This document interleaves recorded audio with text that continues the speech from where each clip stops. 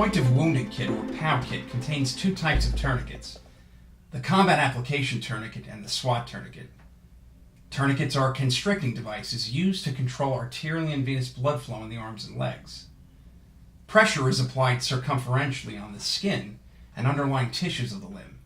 This pressure is then transferred to the walls of blood vessels, causing them to be temporarily occluded or blocked.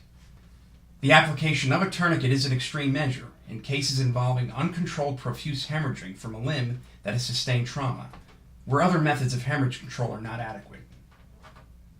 The Combat Application Tourniquet, or CAT, has been adopted by military and emergency response personnel throughout the world and is endorsed by the Committee on Tactical Combat Casualty Care due to its extreme portability and effectiveness. To prepare for use, store the CAT in the one-handed configuration. First, pass the red tip through the inside slit of the buckle.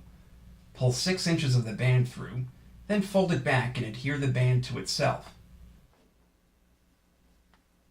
Next, flatten the loop formed by the band and place the buckle in the middle of the flattened band. Then fold the CAT in half, placing the buckle at one end. The CAT is now ready to be placed in your POW kit. To use the CAT with the one-handed application, insert the wounded limb through the loop formed by the band. In this case, self-aid is being rendered to a wounded arm. Apply the tourniquet proximal to the bleeding site. In other words, between the wound and areas closer to the torso. Allow sufficient clearance between the wound and the distal edge of the tourniquet.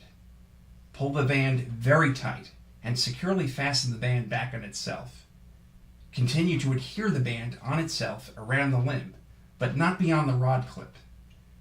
Twist the rod until bright red bleeding has stopped and the distal pulse has been eliminated. In this case, the radial pulse on the wrist can be checked. Place the rod inside the clip, locking it in place. Again, check for bleeding and the absence of a distal pulse. Adhere the band over the rod, inside the clip, and fully around the limb. Secure the rod and band with the white strap. Prepare for transport and reassess. If possible, record time of application on the white strap. If bleeding is not controlled, consider additional tightening or applying a second tourniquet proximal to the first one applied, side by side. Reassess.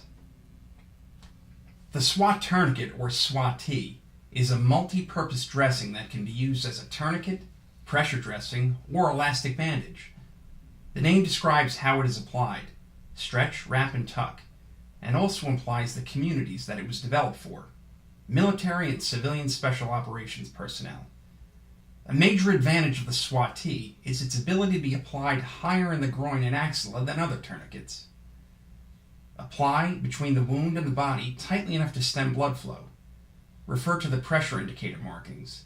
The objective is to stretch and distort the ovals until they become circles, and the strip and diamonds within the ovals become squares. Apply it as flatly as possible, as less pressure is required with a wider tourniquet, although some bunching and twisting is common, but not detrimental.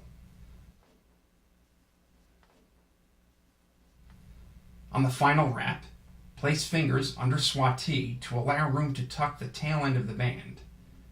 If bleeding is still not controlled, a second SWAT T can be applied above, below, or on top of the first tourniquet. Do not remove the first tourniquet. For wounds not amenable to tourniquet placement, such as those in or near the groin or armpit, apply the SWAT T as a pressure dressing on top of a wound that is first packed with a hemostatic dressing. Check pressure indicator markings to ensure that shapes are not distorted to the tourniquet settings. The patient's vital information can then be recorded on the tab, or tourniquet application band, provided with the SWAT T. This includes the tourniquet application time, blood type, blood pressure, heart rate, and the presence of a distal pulse. This can be attached to the patient's wrist or ankle. However, do not delay transport of the patient to complete the tab.